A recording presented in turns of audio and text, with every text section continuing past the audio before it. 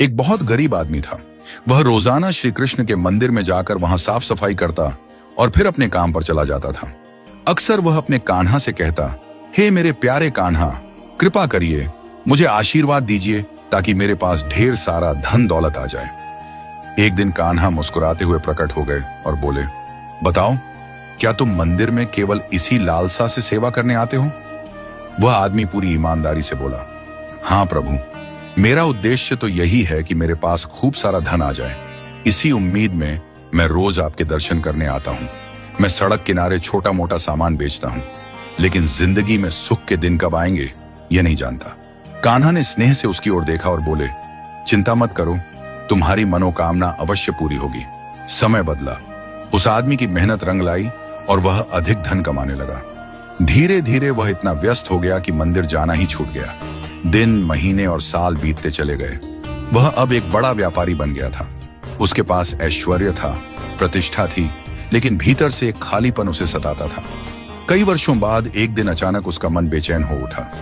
उसे बचपन के मंदिर और अपने प्यारे कान्हा की याद आई। सुबह सुबह वह मंदिर पहुंचा।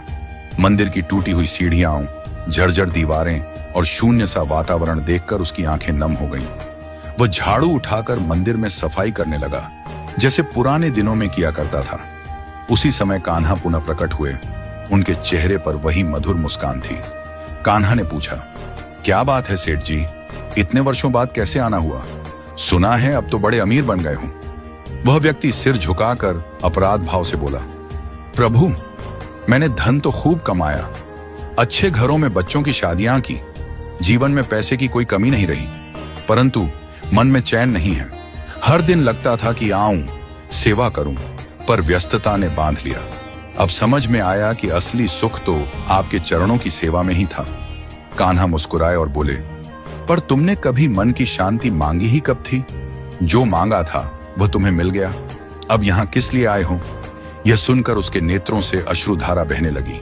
वह कान्हा के चरणों में गिर पड़ा और बोला, प्रभु, अब मुझे कुछ नहीं चाहिए, बस मुझे अपनी सेवा में लगा लीजिए।